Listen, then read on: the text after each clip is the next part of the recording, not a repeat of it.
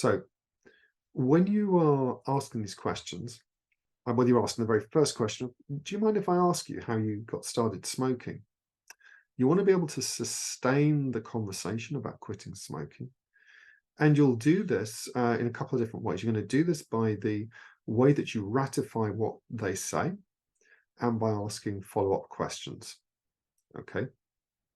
So ratification is really, really important. And what we mean by ratification is that when somebody says something, there's a difference between uh, looking away and be checking your phone and just going, uh-huh, yeah, yeah, yeah, all right.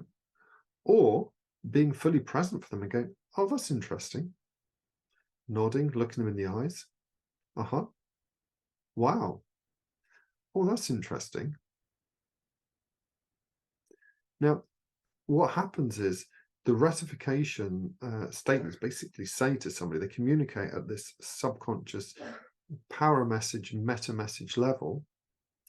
I'm interested in what you have to say. What you say matters.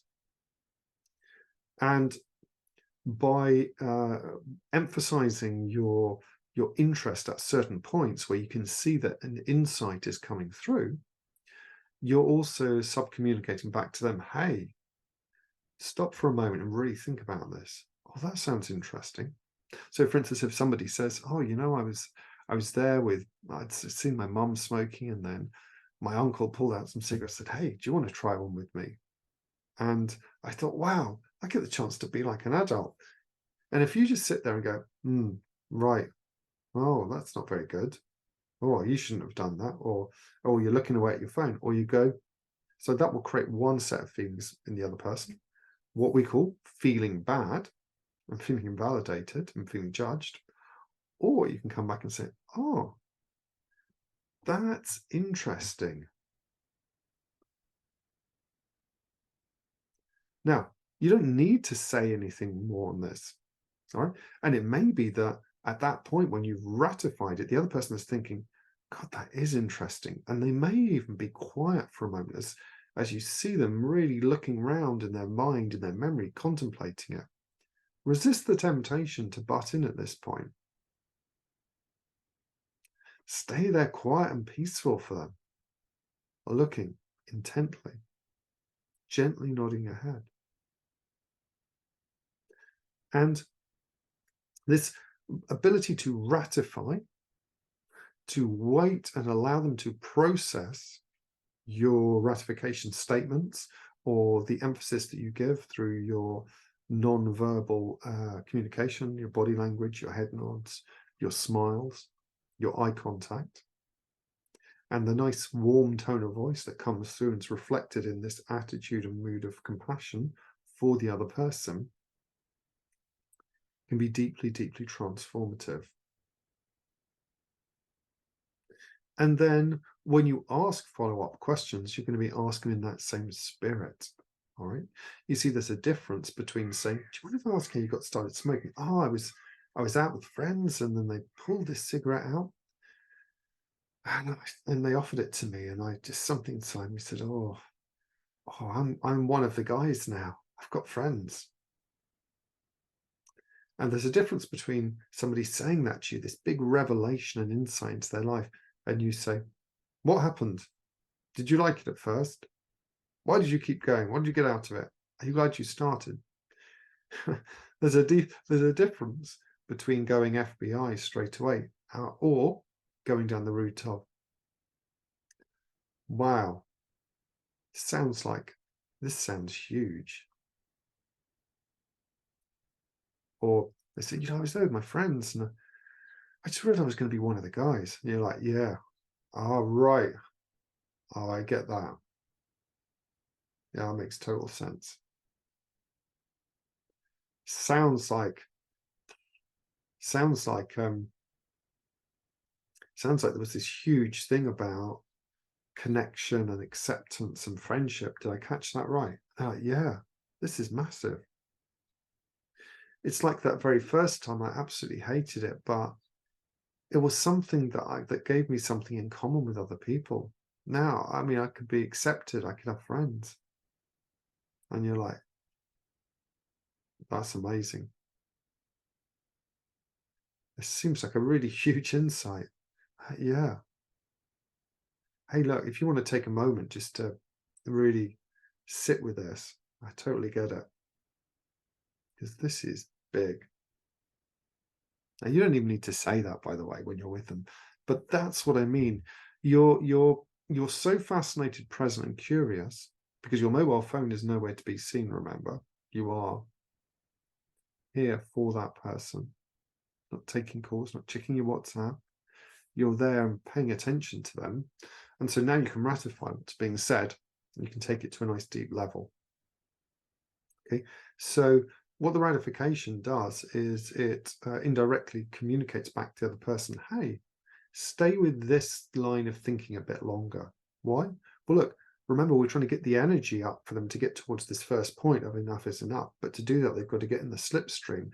It's like the snowball at the beginning needs to have you sort of pushing it up the top of the peak of the mountain and just getting it there and letting it get a bit of momentum and gather up snow, starting it to push it down, and eventually, or they're rather starting to do that. So there's a lot of energy in the beginning. Eventually, that snowball will gain its own momentum and it will maintain that.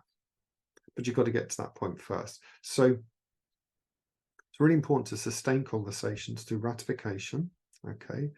And then when you ask those follow-up questions, so what happened? Did you enjoy smoking your very first time? Why did you carry on smoking when you were coughing? What did you get out of it? And are you glad you started smoking? That's a really, really weird question, but are you glad you started smoking? So you'll keep conversations going through one question at a time. All right, and it's really, really important. All right, I see so many people saying, "Are you glad you started?" And then the other person goes to answer, the smoker, so they say, "Oh, are you happy? Do you think it's a good idea? Do you like the fact you started?" And it's like, man, you just asked me 5 questions, and instead of giving me the opportunity to answer, so be the person who asks one question and shuts up.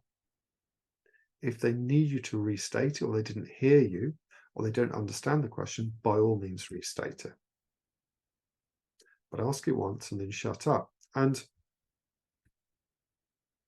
remember, the follow-up questions only have power when they're starting to give them momentum to get into the slipstream, when they're starting to follow along. And it will only stay there. They'll only stay in the slipstream as long as you stay curious and non-judgmental. When you're kind, when you're curious, when you're interested. Okay. And the way that you help them to stay there is by ratifying what they've said through eye contact. If they say, "Oh, it was just being friends with everyone. I knew that." This is a huge insight. I really feel that was the first time I was accepted. You can feed that back to me. See, first time you were accepted. First time you were accepted. And just feeding that back to them will cause them to light up. It'll cause them to stop. They'll probably pause. They'll probably be shifting their breathing. Their color in their face might change, and they have this deep, deep insight, or a set of deep, deep insights into their life.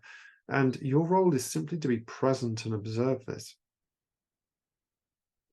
Now, you can, as we've said, you can do this through phrases like "go on, tell me more," or "wow," or "uh-huh," or "right, that makes total sense," or "wow, this seems huge."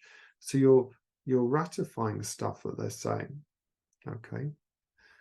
And you don't have to ratify every single thing they're saying, but you do need to be making eye contact, you need to be nodding, and certainly when it's an important thing, you do need to be saying something. Wow. Yeah, this is huge. All right. To keep them in that space.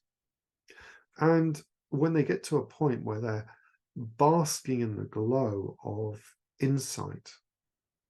You can just say, this is huge, or, hey, it's probably, it seems like you're really like thinking about this one. And just leave them there. Let them be comfortable paying a light sense of attention to them with a sense of curiosity and compassion, and let them do that. And when you do that, well, now you're sustaining the conversation. You'll keep the conversation going, and the follow-up questions will have great power. Okay. Because you are ratifying what they're saying, you're in essence validating what they're saying through your verbal and non-verbal language. And you're communicating the compassion that you have and this modeling of fascination, that they're fascinating and what they have to say is fascinating, by giving them 100% of your available attention. I mean, who does this? So that's exactly what you want to do. When you do this, you can sustain conversations, your follow-up questions will have great power, and you'll be truly, truly helping a person to change and transform.